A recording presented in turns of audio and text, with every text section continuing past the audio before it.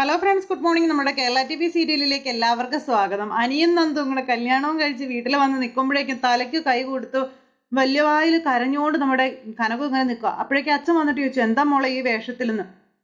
അപ്പം ഞങ്ങളുടെ കല്യാണം കഴിഞ്ഞ അച്ഛാ എന്ന് പറഞ്ഞു. എന്തോന്ന്?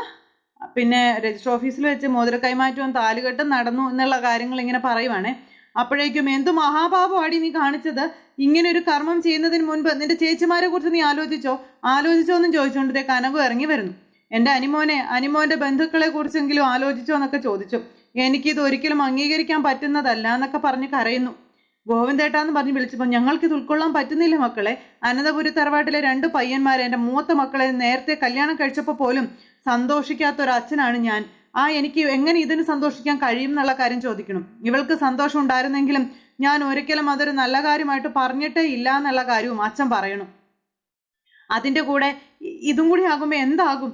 അപ്പോൾ ഇപ്പൊ തന്നെ എല്ലാം ഹൃദയം നുറങ്ങുന്ന വേദനയോടെയാണ് സഹിക്കുന്നത്. ഇനിയിപ്പോൾ ഇതിന്റെ പേരിൽ എന്തൊക്കെ ഭൂകമ്പങ്ങൾ ഉണ്ടാകുമെന്ന് ചോദിച്ചു. ഞങ്ങളുടെ സമ്മതത്തോടെ നിങ്ങൾക്ക് ഒരുമിച്ച് ജീവിക്കാനായിട്ട് പറ്റില്ല എന്ന് പറഞ്ഞു അച്ഛൻ. അപ്പൊ പറ്റില്ല എന്ന് പറഞ്ഞാൽ പറ്റില്ല എന്ന് കനകവും. ഇതൊക്കെ കേട്ട് ഇങ്ങനെ ഇവർ അന്താളിച്ച് നിൽക്കും കേട്ടോ. നന്ദുട്ട, ഈ താലി ബലമില്ലാത്ത താലിയാ, അതങ്ങ് അഴിച്ചു കൊടുക്കാനായിട്ട് പറഞ്ഞു. അപ്പോൾ കഴുത്തിൽ കെട്ടിയ താലി ഞാൻ അഴിച്ചു കൊടുക്കില്ല അമ്മയെന്ന് പറഞ്ഞു. അപ്പോഴേക്കും ഈ താലി, അതായത് ഈ വിവാഹവും എൻ്റെ മരണവും ഒരുമിച്ച് നടക്കുമെന്ന് പറഞ്ഞുകൊണ്ട് കനകം പോയി തലക്കെട്ട് അടിക്കുവാണ്. ഇങ്ങനെ തല കൊണ്ട് ഇങ്ങനെ ഭിത്തിക്കിട്ട് അടിക്കുക. അടിച്ചടിച്ചടിച്ച് കണ്ണ് തുറന്ന് നോക്കി കഴിഞ്ഞപ്പോൾ നന്ദു തൊട്ടടുത്ത് കിടന്ന് ഉറങ്ങുന്നുണ്ട്. അതും സ്വപ്നം കണ്ടതായിരുന്നു. അങ്ങനെ മകളുടെ തലോടിക്കൊണ്ടിരിക്കുന്ന അമ്മയ്ക്കരികിലേക്ക് വരും. കണ്ണ് തുറന്ന് നോക്കുന്നു മോള്. അപ്പൊ അമ്മയെ കണ്ടു. പെട്ടെന്ന് എഴുന്നേറ്റിട്ട് എന്താ അമ്മേ എന്ന് ചോദിച്ചു. അപ്പോൾ എൻ്റെ മോൾ അനിമോനെ മനസ്സിൽ കൊണ്ടൊന്ന് നടക്കരുതെന്ന് പറഞ്ഞു. ഈ രാത്രിയിൽ ഉറങ്ങാതിരുന്ന് ചിന്തിക്കുന്നത് ഇതൊക്കെയാണോ എന്ന് ചോദിച്ചപ്പം അമ്മയ്ക്ക് ചിന്തിക്കാതിരിക്കാൻ പറ്റണില്ല മോളെ. അമ്മ ഓരോരോ സ്വപ്നങ്ങൾ വെറുതെ കാണുകയാണെന്ന് പറഞ്ഞു. അപ്പൊ അമ്മ ചിന്തിക്കുന്നത് പോലെ ഒന്നും നടക്കില്ല അമ്മേ എന്ന് പറഞ്ഞപ്പോൾ പറയാനൊന്നും പറ്റില്ല മോനെ. ആരെയും സ്നേഹിക്കാത്ത നീ ആദ്യമായിട്ട് സ്നേഹിച്ച പയ്യനാ. അതുകൊണ്ട് നിന്റെ മനസ്സിൽ നിന്ന് അവൻ പോകില്ലെന്നുള്ള കാര്യം അമ്മയ്ക്കറിയാം. എത്രയൊക്കെ ശ്രമിച്ചാലും നിനക്കതിന് കഴിയില്ലെന്നും അറിയാം. ആയിക്കോട്ടെ, പക്ഷേ അനിയുടെ വിവാഹമൊക്കെ ആയില്ലേ അമ്മേ? ഇനിയിപ്പോ അനാമിക നാളെ അനിയുടെ ഭാര്യയായി വരേണ്ടതല്ലേ? പിന്നെ ഞാൻ എന്തിനാ ചിന്തിച്ചുകൊണ്ടിരിക്കുന്നത്? ആ ഒരു അറിവ് ബോധമൊക്കെ എനിക്കുണ്ടെന്ന് പറഞ്ഞു. അപ്പോൾ എൻ്റെ പൊന്നുമോള് അമ്മയ്ക്ക് വാക്കുതാ. ഏതായാലും അവന്റെ വിവാഹം ഉറപ്പിച്ചെന്നും അവന്റെ ജീവിതത്തിലേക്ക് അനാമിക വരുമെന്നും നിനക്കറിയാവല്ലോ. അതുകൊണ്ട് തന്നെ മോൾ ഇനി അനിയെ ഒരുപാട് കാണാനൊന്നും പോകരുത്. അവനിൽ നിന്ന് അകന്നു നിൽക്കണം. അനിമോനെ ഇനി കാണാനേ നീ ശ്രമിക്കരുതെന്നൊക്കെ പറഞ്ഞു. അപ്പൊ ശരി അമ്മയെന്ന് പറഞ്ഞു. ഞാൻ അങ്ങനെയൊന്നും ചെയ്യില്ല എന്നും പറഞ്ഞു. അമ്മ ഇപ്പൊ പോയി കിടക്കാൻ പറഞ്ഞു. അങ്ങനെ കനകത്തിനോട് പോയി കിടക്കാൻ മോള് പറഞ്ഞപ്പോ അമ്മ ഇവിടെ കിടന്നോളാന്ന് പറഞ്ഞു. അങ്ങനെ നന്ദുവിന്റെ അടുത്ത് കിടക്കുവാണ്. ഈ കല്യാണം നടക്കാൻ വേണ്ടുന്ന എല്ലാ സഹായങ്ങളും ഞാൻ ചെയ്തേനെ. പക്ഷേ പണക്കാരുടെ വീട്ടിലേക്ക് പോയ 2 മക്കളുടെയും അവസ്ഥ കണ്ട് മനംനൊന്ത് കഴിയുന്ന ഒരമ്മയാണ് ഞാനിപ്പോ. ആ അമ്മയ്ക്ക് ഒരിക്കലും ഒരു മോളുടെ ജീവിതം കൂടി തകർക്കാൻ പറ്റില്ല മോളെന്ന് പറഞ്ഞു. ഇനിയും ഞങ്ങൾക്ക് ഇങ്ങനെ കണ്ണുനീരൊഴുക്കാൻ പറ്റില്ല. നല്ലൊരു വീട്ടിൽ നീ ജീവിക്കുന്നത്, സ്നേഹമുള്ള ഒരു വീട്ടിൽ നീ ജീവിക്കുന്നത് അമ്മയ്ക്ക് കാണണം. അതിനുള്ളൊരു അവസരം എൻ്റെ മോള് ഞങ്ങൾക്ക് തരണം എന്നൊക്കെ പറഞ്ഞു. അങ്ങനെ അവർ തമ്മിൽ സംസാരിച്ചുകൊണ്ടിരിക്കുമ്പോൾ നമ്മുടെ നന്ദു തിരിഞ്ഞു കിടന്നു കേട്ടോ. പിന്നെ കാണിക്കുന്നത് അഭിയാണേ. അഭിയാണെങ്കിൽ ഈ ഫോട്ടോയൊക്കെ കയ്യിൽ പിടിച്ചുകൊണ്ട് ഇങ്ങനെ നിൽക്കുന്നു. അപ്പോഴാണ് ആദർശ് അതിലെ കയറി വരുന്നത്. അപ്പൊ ആദർശ് അതിലെ കയറി വരുന്നത് കണ്ടപ്പോഴേക്കും അഭി ഉദ്ദേശിച്ച കാര്യം നടക്കുമെന്ന് അഭിക്ക് മനസ്സിലായി. ആദർശാണെങ്കിൽ ഫോണിൽ നോക്കിക്കൊണ്ടാണ് വരുന്നത്. അഭി എന്നിട്ട് ഒന്നും അല്ലാത്തതുപോലെ പുറകിൽ നിൽക്കുന്നു. പിന്നാലെ നമ്മുടെ നയനിയും വരുന്നു. അങ്ങനെ അവർ 2 പേരും കൂടെ ആ റൂമിന്റെ അതിൽ ഇങ്ങനെ വരുമ്പം നയനയാണ് ആ ഫോട്ടോ കാണുന്നത്. നയനി ആ ഫോട്ടോ കണ്ടപ്പോഴേക്കും ഞെട്ടി. കാരണം ഈ നിർമ്മലും അതുപോലെ നവ്യയും കൂടെ നിൽക്കുന്ന ഫോട്ടോയായിരുന്നു അത് മുഴുവനും. അങ്ങനെ നമ്മുടെ നയന ഈ ഫോട്ടോയും കൈ പിടിച്ചിട്ട് അവിടെ നിന്ന് പതുക്കെ അങ്ങോട്ടേക്ക് പോകുക. അപ്പൊ നയനി അങ്ങോട്ടേക്ക് പോകുന്നതെല്ലാം അഭി കണ്ടു. അഭി എന്നിട്ട് എന്നും പറഞ്ഞുകൊണ്ട് ഇങ്ങനെ നിൽക്കുക കേട്ടോ. അതും ഫ്ലോപ്പ് ആയല്ലോ എന്നുള്ളൊരിതിലെ. എന്നിട്ട് നയന ഈ ഫോട്ടോസ് എടുത്ത് നവ്യയുടെ മുന്നിലേക്ക് ചെന്നത് നവ്യയുടെ മുന്നിലേക്ക് വലിച്ചെറിഞ്ഞിട്ട് കൊടുത്തു. അല്ലെങ്കിൽ തന്നെ പഴിയും പരാതി മാത്രമേ ഉള്ളൂ. നമ്മളെക്കാൾ കൂടുതൽ അത് കേൾക്കുന്നത് നമ്മുടെ അച്ഛനും അമ്മയോ. അങ്ങനെയെങ്കിലും ഒരു ചിന്ത നിനക്കില്ലല്ലോ.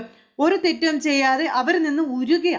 എന്നിട്ടും ഒന്നിനും ഒരു കുറവും വരുത്തത് എല്ലാം അതേപടി തന്നെ നിങ്ങൾ തുടരുക. ഇങ്ങനെ തോന്നുന്നു ചേച്ചി നിങ്ങൾക്ക് ഇതൊക്കെ ചെയ്യാൻ. അപ്പൊ സത്യമായിട്ടും ഈ കാര്യത്തിൽ ഞാൻ നിരപരാധിയാണെന്ന് പറഞ്ഞപ്പോ അതെ നിരപരാധിയാ. ഏത് കാര്യത്തിലാ അല്ലെങ്കിൽ നിങ്ങൾ നിരപരാധി അല്ലാത്തത്? ഇതുപോലെ വലിയൊരു തറവാട്ടിലേക്ക് വരാനുള്ള യോഗ്യതയൊന്നും നമുക്കില്ല. ഞാനത് ആഗ്രഹിച്ചിട്ടുമില്ല. പക്ഷേ സംഭവിച്ചു പോയി. എന്നിട്ടും നിങ്ങൾ ആഗ്രഹിച്ചു, നിങ്ങൾക്ക് ഇവിടെ കയറാനും പറ്റി. എന്നിട്ടും ഇവിടെ നിൽക്കാതെ നിങ്ങൾ എന്തിനാ ഈ കാണിച്ചു കൂട്ടുന്നത്? നമ്മുടെ വീട്ടിലെ കള്ളങ്ങളും ചെയ്തും പറഞ്ഞ് ശീലമുള്ളത് ചേച്ചിക്ക് മാത്രമാണ്. ചേച്ചി കള്ളം മാത്രമേ ചെയ്യുള്ളൂ. ചേച്ചിക്ക് അതൊക്കെ ഒരു നേരം പോക്കാം. പക്ഷെ ഈ ഫോട്ടോസ് ആരെങ്കിലും കണ്ട സഹിക്കുമെന്ന് ചോദിച്ചു. അപ്പൊ എന്നെ ഒരുത്തൻ ബ്ലാക്ക്മെയിൽ ചെയ്തുകൊണ്ടിരിക്കുകയാണെന്ന് നവ്യ. ഞാൻ അതുകൊണ്ടാ പറഞ്ഞത്, ഞാൻ പറയുന്നത് നീ ഒന്ന് കേൾക്കണമെന്നും, എന്നിട്ട് എന്നെ തല്ലുകയോ കൊല്ലുകയോ എന്താന്ന് വെച്ചാൽ ആയിക്കോ. അപ്പൊ എന്താ ചേച്ചിക്ക് പറയാനുള്ളത് എന്നിങ്ങനെ ചോദിച്ചു. ആ സമയത്ത് നവ്യ ഉള്ള കാര്യങ്ങളെല്ലാം കൂടെ നയനയോട് പറഞ്ഞു. അപ്പൊ ഇത് കേട്ട് കഴിഞ്ഞപ്പോഴേക്കും നമ്മുടെ നയനയ്ക്ക് കാര്യങ്ങൾ ഏകദേശമൊക്കെ മനസ്സിലായി. നയനയും ആകെ വല്ലാതായിട്ട് നിൽക്കുക. ഇനിയിപ്പോൾ എന്ത് ചെയ്യും? അപ്പോൾ ചേച്ചി പറഞ്ഞതൊക്കെ സത്യമാണെന്ന് ചോദിച്ചപ്പം അതേ നയനെ, ഇവൻ എൻ്റെ ജീവൻ എടുത്തേ അടങ്ങുമെന്നും പറഞ്ഞ് നടക്കുക. ഞാൻ എന്താ ചെയ്യേണ്ടത്? ആദർശേട്ടൻ്റെയും മുത്തശ്ശൻ്റെ ഒക്കെ കാര്യം അറിയാലോ. ചെറിയൊരു ഷോക്ക് പോലും അദ്ദേഹത്തിന് ഇനി താങ്ങാൻ പറ്റില്ല. ഇവിടെ പരമാവധി സന്തോഷം കൊടുക്കുക ചെയ്യേണ്ടത് നമ്മൾ. ഞാൻ അതിനു വേണ്ടി ഒരുപാട് ത്യാഗം ചെയ്യുന്നുണ്ട് ചേച്ചി. അതൊന്നും നിങ്ങളാരും അറിഞ്ഞിട്ടില്ല. ആ നേരത്താ ഇങ്ങനെയൊക്കെയുള്ള സംഭവങ്ങൾ ഉണ്ടാകുന്നത്. അപ്പോൾ നവ്യ പെട്ടെന്ന് നയനയുടെ കൈകളിലേക്ക് ചേർത്ത് പിടിച്ച് എങ്ങനെയെങ്കിലും എന്നെ രക്ഷിക്കണമെന്ന് പറഞ്ഞു. നിന്റെ അടുത്ത് പലപ്പോഴും ഞാൻ വന്ന ഒരു കാര്യം പറയണം എന്നൊക്കെ പറഞ്ഞില്ലായിരുന്നോ? അത് ഇതാണെന്നൊക്കെയുള്ള കാര്യങ്ങൾ നവ്യ നയനയോട് പറയണം. ആരോടും തുറന്നു പറയാനുള്ള ധൈര്യമില്ലാതെ ഞാൻ കിടന്ന് ശ്വാസം മുട്ടുമായിരുന്നു എന്നും പറഞ്ഞു. അങ്ങനെ നവ്യ തൻ്റെ വല്ലാത്തൊരിത് പറയാം. അപ്പൊ ഇത് അഭിയും അവൻ്റെ അമ്മയൊന്നും അറിയണ്ട. ഇത് ചേച്ചി പറഞ്ഞത് സത്യമാണെങ്കിൽ നമുക്ക് അവന് നല്ലൊരു പണി കൊടുക്കണം എന്നുള്ള കാര്യം പറയുകയാണ് നയന. അങ്ങനെയൊന്നും വെറുതെ വിടാൻ പാടില്ല. അർഹിക്കുന്ന ശിക്ഷ തന്നെ അവന് കൊടുക്കണം എന്നുള്ള കാര്യങ്ങൾ നമ്മുടെ നയന നവ്യയോട് പറയുന്നു. അപ്പോഴേക്കും നവ്യക്ക് കുറച്ച് എന്നതായിട്ടോ, കുറച്ച് ദിവസമായിട്ട് എനിക്ക് നന്നായിട്ട് ഭക്ഷണം കഴിക്കാൻ പോലും പറ്റുന്നില്ല, ഒന്ന് ഉറങ്ങാനായിട്ട് പറ്റുന്നില്ല. അവൻ എന്നെ ഭയങ്കരമായിട്ട് ഇങ്ങനെ ടോർച്ചർ ചെയ്തുകൊണ്ടിരിക്കുക. അത്രയ്ക്ക് തീ തിന്നാൻ ഞാൻ കഴിയുന്നെന്ന് പറഞ്ഞു. അപ്പൊ ചേച്ചി ഇതൊക്കെ നടക്കുമ്പോൾ തന്നെ പറയണ്ടേ, എന്തിനാ ഇതൊക്കെ മനസ്സിൽ വെച്ചുകൊണ്ട് നടക്കുന്നേ? എന്നോടെങ്കിലും എല്ലാം ഒന്ന് തുറന്ന് പറഞ്ഞുകൂടായിരുന്നോ എന്ന് ചോദിച്ചു. ഇനിയിപ്പോൾ ചേച്ചി വിഷമിക്കൊന്നും വേണ്ട, എന്ത് സംഭവിച്ചാലും അതിനൊക്കെ കൂട്ടായിട്ട് ഞാനുണ്ടെന്ന് നമ്മുടെ നയന. അപ്പോൾ ധൈര്യമായിട്ടിരിക്കാൻ പറഞ്ഞു. അങ്ങനെ നയന അവിടെ നിന്ന് അങ്ങ് പോണു കേട്ടോ. ഈ സമയത്താണ് നവ്യക്ക് സമാധാനമായത്. അത് കഴിഞ്ഞ് പിന്നെ കാണിക്കാൻ നമ്മുടെ കനകത്തെയാണ്. കനകം വീട് അടിച്ചു വാരിക്കൊണ്ടിരിക്കുമ്പോഴേക്കും നന്ദു പുറത്തേക്ക് പോകാനായിട്ട് വരുന്നു. അപ്പോൾ എങ്ങോട്ട് പോകാൻ മോളെന്ന് ചോദിച്ചപ്പോൾ എനിക്കിന്ന് പുറത്ത് പോകണമെന്ന് പറഞ്ഞു. വേണ്ട വേണ്ട വേണ്ട വേണ്ട, നീ ഇപ്പോൾ പുറത്തൊന്നും പോകണ്ട. അപ്പം അതും തമ്മിൽ ഞാൻ പോകണ്ടാത്തെന്ന് ചോദിച്ചു. പോകണ്ടെന്ന് പറഞ്ഞാൽ പോകണ്ട, അത്രേ ഉള്ളൂ എന്ന് കനകവും പറഞ്ഞു. നീ വീടിനകത്തിരുന്ന് എന്തെങ്കിലുമൊക്കെ പഠിക്കാൻ നോക്കാൻ പറഞ്ഞു. എന്നിട്ട് നന്ദുവിനെ പറഞ്ഞു വിടുക, അത് അകത്തേക്ക് കയറ്റി വിടുക. അങ്ങനെ നന്ദുവിന് ആ പോകാനുള്ള ചാൻസ് ഒഴിവാക്കി. അപ്പോൾ നന്ദു പോകാതിരിക്കാൻ വേണ്ടിയിട്ട് അമ്മയ്ക്ക് രാവിലെ മുതൽ നല്ല പെടലി വേദനയുണ്ട്. മോളകത്ത് പോയിട്ട് ആ കോഴമ്പ് എടുത്തുകൊണ്ട് വന്നിട്ട് അമ്മയ്ക്കൊന്ന് തിരുമ്മി താടി മോനെ പ്ലീസ് ഡി എന്നും പറഞ്ഞുകൊണ്ട് ദേ മോളെ അകത്തേക്ക് പറഞ്ഞു വിടുന്നേ. നൈസായിട്ട് പണി കൊടുത്തതാ. നന്ദു പുറത്ത് പോകാതിരിക്കുന്നു. അമ്മ ഇപ്പൊ കള്ളം പറഞ്ഞ് എന്നെ ഇവിടെ പിടിച്ചു നിർത്തുന്നതാണെന്ന് എനിക്ക് അറിയാമെന്ന് നന്ദു പറയുന്നു. അയ്യോ മോളെ, അമ്മയ്ക്ക് നല്ല വേദന ഉള്ളത് കൊണ്ട് അമ്മ പറഞ്ഞത് സത്യമാ എന്നും പറഞ്ഞുകൊണ്ട് ഇങ്ങനെ ഒന്ന് കാണിക്കാം. അമ്മയ്ക്ക് എന്നെ നല്ല സംശയം ഉണ്ടല്ലേ എന്ന് നന്ദു ചോദിച്ചു. ഇന്നലെ രാത്രിയിലെ അമ്മയുടെ സംസാരം കേട്ടപ്പോൾ തന്നെ എനിക്ക് കാര്യങ്ങൾ ഏകദേശം മനസ്സിലായതാണെന്ന് പറഞ്ഞു. അപ്പൊ അതല്ല നന്ദുട്ടാ മോളെ, അത് ഇനി ഒരു അബദ്ധം നമ്മുടെ കുടുംബത്തിൽ പറ്റാൻ പാടില്ല, അതുകൊണ്ടാണ് അമ്മ പറയണേ. അനന്തപുരിയിൽ പലരും പറയുന്നുണ്ട് അവർക്ക് പറ്റിയ ഏറ്റവും വലിയ അബദ്ധമാണ് എൻ്റെ 2 പെൺമക്കളെന്ന്. ആ അബദ്ധം ഇനി ആവർത്തിക്കരുതെന്നൊക്കെയുള്ള കാര്യം പറഞ്ഞപ്പോൾ അങ്ങനെയൊന്നും സംഭവിക്കില്ലമ്മേ. അതിൻ്റെ പേരിൽ അമ്മ എന്നെ ഇവിടെ തളച്ചിടാനൊന്നും പ്രവർത്തിക്കണ്ട. പിന്നെ പെടലി വേദനയ്ക്ക് ഏതായാലും ഞാൻ കുഴമ്പിട്ട് തരാമെന്ന് പറഞ്ഞ് നമ്മുടെ നന്ദു അകത്തേക്ക് കയറിപ്പോയി. കനവ് ഇങ്ങനെ വിഷമിച്ച് നിൽക്കുക. ഇത് കഴിഞ്ഞ് പിന്നെ കാണിക്കുന്നത് അനന്തപുരിയിൽ നമ്മുടെ അനി ഇങ്ങനെ അവിടെ വിഷമിച്ച് ആലോചിച്ച് നിൽക്കുക കേട്ടോ. ഞാൻ എന്താ ചെയ്യേണ്ടതെന്ന് എനിക്കറിയില്ല. ആരെയാണ് ഞാൻ എൻ്റെ ജീവിതത്തിലേക്ക് സ്വീകരിക്കേണ്ടത്? നന്ദുവിനെ എൻ്റെ ജീവിതത്തിലേക്ക് കൂട്ടി എനിക്ക് ഇവിടേക്ക് വരാൻ പറ്റില്ല. പക്ഷെ ഒരു കാര്യം എനിക്കറിയാം, നന്ദു, നിന്നെ എനിക്ക് ഒത്തിരി ഒത്തിരി ഇഷ്ടമാണ്. നീ എൻ്റെ ഹൃദയത്തിലാണ് എന്നുള്ള കാര്യമൊക്കെ നന്ദുവിനെ കുറിച്ച് നമ്മുടെ അനി അവിടെ നിന്ന് ഇങ്ങനെ ചിന്തിക്കുക കേട്ടോ. അനിയുടെ മനസ്സിൽ നന്ദു എന്നുള്ളൊരു ചിന്ത മാത്രമേ ഉള്ളൂ. നന്ദു ആണെങ്കിലോ അനി എന്നുള്ളൊരു ചിന്തയായിട്ട് ഇങ്ങനെ ഫോട്ടോയിൽ നോക്കിക്കൊണ്ട് അങ്ങനെ ഇരിക്കുന്നു. അങ്ങനെ ആ ഒരു ഇതിൽ 2 പേരും ആ വീട്ടിലും ഈ വീട്ടിലും ഇരുന്ന് ഉരുകി തീർന്നുകൊണ്ടേ ഇരിക്കാം.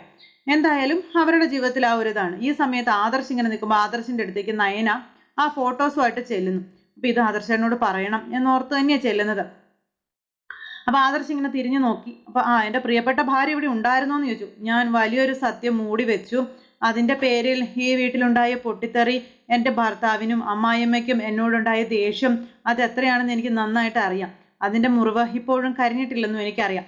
അപ്പം ഇനി കരിയാനും പോകുന്നില്ല എന്ന് ആദർശ് അന്നേരം പൂരിപ്പിച്ചു കൊടുത്തു. അറിയാം, എങ്കിലും ഇനി അത്തരം കാര്യങ്ങൾ മറച്ചു വയ്ക്കാൻ പാടില്ല എന്നുള്ളത് എനിക്ക് നിർബന്ധം ഉണ്ടെന്ന് പറഞ്ഞപ്പം അത് ശരി. അപ്പോൾ ഇതുപോലുള്ള രഹസ്യങ്ങൾ ഇനിയും ഉണ്ടോ നിന്റെയും നിന്റെ ചേച്ചിയുടെയും ജീവിതത്തിൽ? എൻ്റെ ചേച്ചി പലപ്പോഴും ചേച്ചിയുടെ ഇഷ്ടങ്ങൾക്കനുസരിച്ചാണ് ജീവിച്ചിട്ടുള്ളതെന്ന് നമ്മുടെ ആദർശിനോട് നയന പറയുന്നു. അതിനുള്ള തിരിച്ചടി ചേച്ചിക്ക് ഒരുപാട് കിട്ടുകയും ചെയ്തു. എന്നാൽ ഇപ്പോൾ അതൊക്കെ തിരിച്ചറിഞ്ഞ് മുന്നോട്ട് പോവുകയാണെന്ന് പറഞ്ഞപ്പോൾ എന്നിട്ട് എത്രത്തോളം ഉൾക്കൊണ്ടു, അതൊന്ന് അറിഞ്ഞാൽ കൊള്ളായിരുന്നു എന്ന് പറഞ്ഞപ്പം എനിക്ക് നിങ്ങളോട് വഴക്കിടാൻ താല്പര്യമില്ല. ദേ ഈ ഫോട്ടോസ് ഒന്ന് നോക്കാമോ എന്നും പറഞ്ഞുകൊണ്ട് നയനി ആ ഫോട്ടോസ് എടുത്ത് ആദർശിന്റെ കയ്യിലേക്ക് കൊടുക്കണം. ആദർശ് ആ ഫോട്ടോസ് കണ്ടപ്പോൾ ഞെട്ടിപ്പോയി. എന്നിട്ട് നയനയുടെ നേരെ ഇങ്ങനെ നോക്കുക.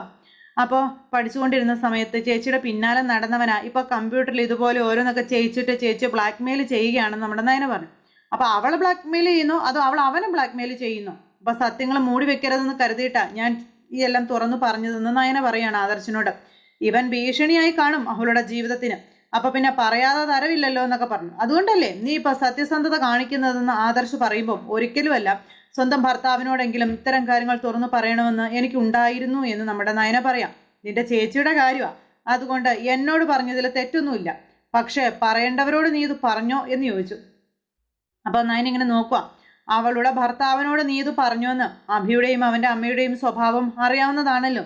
എന്തെങ്കിലും തുറന്നു പറഞ്ഞാൽ അവരത് അതിൻ്റെതായ അർത്ഥത്തിൽ ഉൾക്കൊള്ളില്ല എന്നുള്ള കാര്യം ആദർശന് അറിയാലോ. നിന്റെ ചേച്ചിയെ ഒരു കള്ളിയാ, അവൾ കൊത്താശ ചെയ്തു കൊടുക്കല നിന്റെ പണിയെന്ന് ആദർശ നേരം. എന്ത് ചെയ്യാനാ, ഈ ഫോട്ടോ കണ്ടിട്ട് ഫോട്ടോഷോപ്പ് ചെയ്തതായിട്ട് തോന്നില്ല, ഒറിജിനൽ പോലെ ഉണ്ടെന്ന് പറഞ്ഞു. ഇത് അവനും അവളും കൂടെ ചേർന്ന് ഫോട്ടോ എടുത്താണെന്ന് ചോദിച്ചപ്പം ഒരിക്കലും അല്ല എന്നുള്ള കാര്യം നയന പറഞ്ഞു. ഇതുപോലെ ധാരാളം ഫോട്ടോസും അതുപോലെ മെസ്സേജും ഒക്കെ അയച്ച് ചേച്ചിയെ ഭീഷണിപ്പെടുത്തുവാണ് ആ നിർമ്മലൻ എന്ന് പറഞ്ഞപ്പോൾ. ഇവന്റെ പേര് നിർമ്മലൻ എന്നാണല്ലേ. ഇവർ തമ്മിൽ പ്രേമത്തിലുമല്ലായിരുന്നു. അപ്പോൾ ഒരു പ്രേമവും ഇല്ല. അവൻ ചേച്ചിയുടെ പിന്നാലെ നടന്ന് ശല്യം ചെയ്യുകയായിരുന്നു. ചേച്ചി ഒരിക്കലും അവനെ അടുപ്പിച്ചിട്ടില്ല എന്നുള്ള കാര്യങ്ങൾ പറഞ്ഞു. നിന്റെ ചേച്ചിയെ നിനക്കറിയാം, നിന്റെ അമ്മയെപ്പോലെ തന്നെയാ നിന്റെ ചേച്ചിയും എന്ന് നീ പറഞ്ഞിട്ടുണ്ടല്ലോ.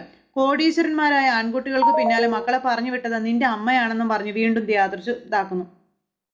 അങ്ങനെ ഇവന്റെ പിന്നാലെയും പറഞ്ഞു വിട്ട് കാണും. രണ്ടുപേരും തമ്മിൽ സ്നേഹത്തിലുമായി കാണും. അപ്പൊ വിശ്വസിക്കാമെങ്കിൽ വിശ്വസിക്കാം. എൻ്റെ ചേച്ചി എന്നോടെല്ലാം പറഞ്ഞു കഴിഞ്ഞു എന്നുള്ള കാര്യം പറഞ്ഞപ്പം നിന്റെ ചേച്ചിയുടെ കാര്യമായതുകൊണ്ട് വിശ്വസിക്കാനൊന്നും പറ്റത്തില്ല. വളരെ മോശം ക്യാരക്ടറാ അവളുടേത്. ഈ തറവാടിന്റെ പടി കിടക്കാൻ അവൾക്ക് ഒരർഹതയും ഇല്ല. നീയും അങ്ങനെയൊക്കെ തന്നെയാണെന്ന് പറഞ്ഞപ്പം അത് ഞാൻ സമ്മതിച്ച കാര്യം തന്നെയാണല്ലോ. ഒരവകാശവാദത്തിന് ഞാൻ നിൽക്കുന്നില്ല. മുത്തശ്ശിന് വേണ്ടിയാ ഞാൻ ഇവിടെ ജീവിക്കുന്നത്. ഇപ്പൊ ഈ സംഭവം വഷളായാൽ ഏറ്റവും കൂടുതൽ ബാധിക്കാൻ പോകുന്നത് മുത്തശ്ശനെയാണ്. അതുകൊണ്ട് ഇരു ചെവി അറിയാതെ ഇത് മാറ്റണം. ഇതുപോലെയുള്ള സംഭവങ്ങളൊക്കെ നടക്കുമ്പോൾ ആരോഗ്യവും ആയുസ്സും കുറയുന്നതും നിങ്ങളുടെ മുത്തശ്ശൻ്റെയാ. അതുകൊണ്ടാണ് ഞാൻ നിങ്ങളോട് തന്നെ വന്ന് സത്യം പറഞ്ഞത്. അത് തെറ്റായി പോയെങ്കിൽ അറിയിക്കേണ്ടവരൊക്കെ അറിയിച്ചോ, ഞാനൊന്നും പറയുന്നില്ലെന്നും പറഞ്ഞ് നമ്മുടെ നയനെ അവിടെ നിന്ന് അങ്ങ് പോണു. അങ്ങനെ പോകുമ്പോഴും ആദർശ് ഭയങ്കര ദേഷ്യത്തിൽ നിൽക്കുക. പക്ഷേ ആദർശേട്ടനോട് ഇങ്ങനെ ഒരു സംഭവം പറയുമ്പോൾ കൂടെ നിൽക്കുമെന്നാണ് എൻ്റെ വിശ്വാസം എന്ന് നയന ആദർശിനോട് പറയുന്നു. ആദർശ് ഇങ്ങനെ നോക്കുക കേട്ടോ. ആദർശേട്ടന് ഒരു അനിയത്തി ഉണ്ടെങ്കിൽ ഇങ്ങനൊരു സംഭവം അവളുടെ ജീവിതത്തിൽ ഉണ്ടായാൽ എന്താകും ആദർശേട്ടന്റെ പ്രതികരണം എന്ന് ചോദിച്ചു. എനിക്കൊരു അനുജത്തി ഉണ്ടെങ്കിലേ ഒരിക്കലും അവൾ ഈ രീതിയിലൊന്നും പോകാൻ പോകുന്നില്ലെന്ന് പറഞ്ഞു ആദർശ. പറയാൻ പറ്റില്ല. കഴുകന്റെ കണ്ണുകളോടെ കുറുക്കന്റെ മനസ്സുമായി ആരെങ്കിലുമൊക്കെ വരുമ്പോ പാവം പെൺകുട്ടികൾ വീണു പോകില്ലേ? അങ്ങനെ സംഭവിച്ച ആദർശേട്ടൻ എന്താണോ ചെയ്യുന്നത് അതിവിടെയും ചെയ്യണമെന്നാണ് ഞാൻ പറഞ്ഞതെന്നുള്ള കാര്യം നയന പറഞ്ഞു. പറയാനുള്ളതൊക്കെ ഞാൻ പറഞ്ഞു. എന്തായാലും ഇതിനൊരു തീരുമാനം ഉണ്ടാക്കിയിട്ടേ ഞാൻ അടങ്ങുള്ളൂ. ആ സമയത്ത് ഒന്ന് കൂടെ നിന്നാ നല്ലത് എന്നും പറഞ്ഞുകൊണ്ട് നമ്മുടെ നയനെ അവിടെ നിന്ന് അങ്ങ് പോകുമ്പോൾ ആദർശ് ഇങ്ങനെ ഇവള് പറഞ്ഞതിൽ വലിയ കഴമ്പ് ഉണ്ടായിരിക്കോ, സത്യം ആയിരിക്കോ എന്നൊക്കെ ഇങ്ങനെ ആലോചിച്ചുകൊണ്ട് അവിടെ നിൽക്കുന്നു. എന്തായാലും ആദർശിന്റെ അഹങ്കാരത്തിന് തക്കതായ മരുന്നാണ് നമ്മുടെ നയന കൊടുത്തിരിക്കുന്നത്. അപ്പൊ അങ്ങനെ ആ ഫോട്ടോയും പിടിച്ച് ആദർശ് അവിടെ നിൽക്കുന്നിടത്ത് ഇന്നത്തെ കഥ അവസാനിച്ചു. അപ്പൊ എല്ലാവരും കാത്തിരുന്ന് കാണണം കേട്ടോ. എല്ലാവർക്കും